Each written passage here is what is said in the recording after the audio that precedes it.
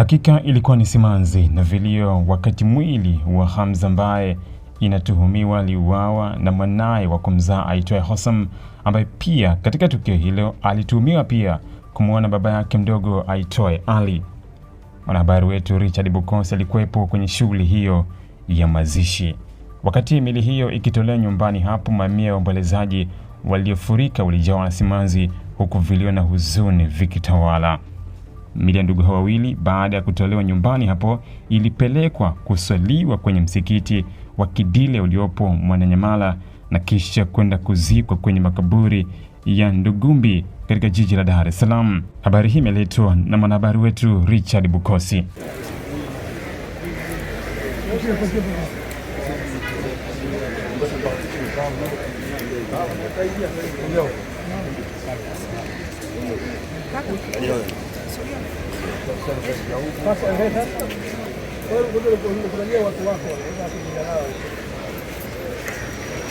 Jamaa tusikilize majina kidogo.